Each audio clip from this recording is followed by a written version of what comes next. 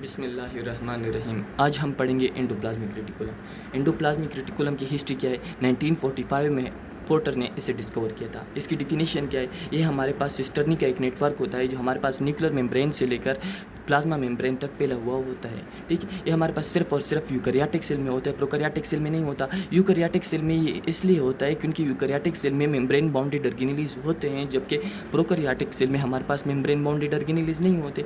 ये हमारे पास network of cisternae है जो कि एक जगह से दूसरी जगह फैला हुआ होता है, इसलिए हम रोड ऑफ दी सेल भी इसे कहते हैं। इसकी कंपोजिशन क्या है? ये किस चीज़ से बना हुआ है? ये हमारे पास प्रोटीन और लिपिड से हमारे पास एंडोप्लाज्मिक रेटिकुलम बना हुआ है। इसके मेम्ब्रेन को क्या कहते हैं? इसके मेम्ब्रेन को सिस्टोलेमा कहते हैं। अभी ये सिस्टर्नी क्या है? अभी इधर हमने ये सिस्टर्नी पढ़ा है, लेकिन सिस्टर्नी का मतलब नहीं पता कि सिस्टर्नी क्या है। सिस्टर्नी हमारे पास मेम्ब्रेन, एक हमारे पास स्फेरिकल और ट्यूबुलर मेम्ब्रेन होता है जो हमारे पास एंडोप्लाज्मिक रेटिकुलम के मटेरियल को साइटोप्लाज्मिक रेटिकुलम के मटेरियल से अलग करता है। ठीक है, हम ये भी कह सकते हैं लार्ज सेक लाइक स्ट्रक्चर एस्कार्ड सिस्टर्नी, या ये भी कह सकते हैं फ्लैट वेसिकल एस्कार्ड सिस्टर्नी। इसके दो टाइप्स हैं, एक हमारे पास रफ एंडोप्लाज्मिक रेटिकुलम, एक स्मूथ एंडोप्लाज्मिक रेटिकुलम। जो न्यूक्लियर मेम्ब्रेन के नज़दीक होता है उसे हम क्या कहते हैं? Rough endoplasmic reticulum. उसके ऊपर हमारे पास राइबोसोम अटैच होते हैं, एटीएस राइबोसोम अटैच होते हैं, क्योंकि यूकैरियोटिक सेल में हमारे पास एटीएस राइबोसोम होते हैं। ठीक है, रफ एंडोप्लाज्मिक रेटिकुलम हमारे पास न्यूक्लियर मेम्ब्रेन के नज़दीक होता है और उसके ऊपर राइबोसोम अटैच होते हैं। राइबोसोम अटैच होते हैं इसलिए इसे रफ एंडोप्लाज्मिक रेटिकुलम कहते हैं। रफ एंडोप्लाज्मिक के उस तरफ प्लाज्मा मेम्ब्रेन के नज़दीक हमारे पास स्मूथ एंडोप्लाज्मिक रेटिकुलम होता है जो रफ एंडोप्लाज्मिक रेटिकुलम से बनता है। ठीक है, उसके ऊपर राइबोसोम अटैच नहीं होते, वो स्मूथ एंडोप्लाज्मिक रेटिकुलम होता है। अभी इसकी अपीयरेंस क्या है? ये किस तरह दिखता है? इसकी रफ एंडोप्लाज्मिक रेटिकुलम हमारे पास इलेक्ट्रॉन माइक्रोस्कोप के ज़रिए हमारे पास रफ अपीयरेंस है इसकी, जबकि स्मूथ एंडोप्लाज्मिक रेटिकुलम की स्मूथ अपीयरेंस से स्मूथ दिखता है। ठीक है, इसकी लोकेशन क्या है? ठीक, ये हमारे पास न्यूक्लियर मेम्ब्रेन के नज़दीक होता है रफ एंडोप्लाज्मिक रेटिकुलम, इसलिए ये हमारे पास इसके ऊपर राइबोसोम अटैच होते हैं, तो ये न्यूक्लियर मेम्ब्रेन के नज़दीक होता है। ये स्मूथ एंडोप्लाज्मिक रेटिकुलम आर से ओरिजिनेट होता है, यानी कि रफ एंडोप्लाज्मिक रेटिकुलम से अटैच होता है, ओरिजिनेट होता है, इसलिए हम इसे ये प्लाज्मा मेम्ब्रेन के नज़दीक होता है। इसकी कंपोजिशन क्या है रफ एंडोप्लाज्मिक रेटिकुलम की?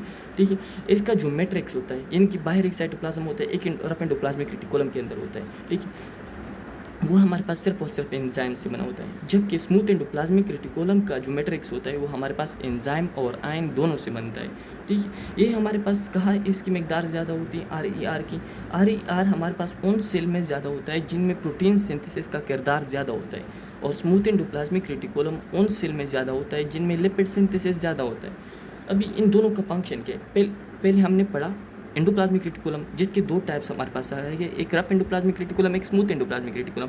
अब हम इन दोनों के फंक्शन पढ़ते हैं। ठीक है, ये हमारे पास रफ एंडोप्लाज्मिक रेटिकुलम हमारे पास मसल और लिवर सेल में ज़्यादा होता है। ठीक है, और जबकि स्मूथ एंडोप्लाज्मिक रेटिकुलम सिर्फ और सिर्फ लिवर सेल में ज़्यादा होता है, यानी कि इसमें मसल सेल का कोई वाज़ेह किरदार नहीं है। ठीक है, आर हमारे पास मैकेनिकल सपोर्ट में हेल्प करता है, जबकि स्मूथ एंडोप्लाज्मिक रेटिकुलम भी मैकेनिकल सपोर्ट में हेल्प करता है। ये हम इधर ये दोनों में सेम है, कॉमन चीज़ें। ठीक है, ये हमारे पास पेनक्रियास में जो सिनार सेल होते हैं उसमें पेनक्रियाटिक जूस को प्रोड्यूस करता है आर, और ये हमारे पास टेस्टिस में लेडन सेल जो होते हैं उसमें टेस्टोस्टेरोन हार्मोन प्रोडक्शन में हेल्प करता है। ठीक है, आर हमारे पास आरबीसी और स्पर्म दोनों में होता है। ठीक है, ये हमारे पास आरबीसी और स्पर्म दोनों में एब्सेंट होता है। R is absent in RBC and sperm. ये हमारे पास smooth endoplasmic reticulum adrenal gland में हमारे पास स्टीरॉयड हार्मोन को प्रोड्यूस करता है। ठीक है, ये अभी आर हमारे पास किस चीज़ में इसका ज़्यादा किरदार था? प्रोटीन सिंथेसिस में। अभी हम यही पढ़ते हैं R is mainly concern with event of protein synthesis, जिसे ट्रांसलेशन भी कहते हैं, due to the association of ribosome. और इसमें इसके क्या किरदार है? ये हमारे पास मसल कंट्रक्शन में हेल्प करता है, नर्वस कंट्रक्शन में हेल्प करता है। ठीक है, help in transport of material, एक चीज़ को दूसरी जगह ट्रांसपोर्ट करता है। डिटॉक्सिफिकेशन में हेल्प करता है। डिटॉक्सिफिकेशन हमारे पास क्या है?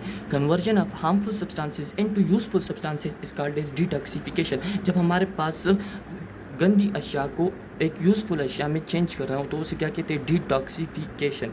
रिमूवल टॉक्सिसिटी को शन हमारे पास प्रोसेस को कहते हैं। हमारे पास सिंथेसिस ऑफ लिपिड में हेल्प करता है, ये सिंथेसिस ऑफ प्रोटीन में हेल्प कर रहा था, ये सिंथेसिस ऑफ लिपिड में हेल्प करता है। ठीक है, ये मसल और लिवर से ये मैकेनिकल सपोर्ट। अभी ये हमारे पास आज का लेक्चर था, दूसरे लेक्चर में हम और टॉपिक को पढ़ेंगे।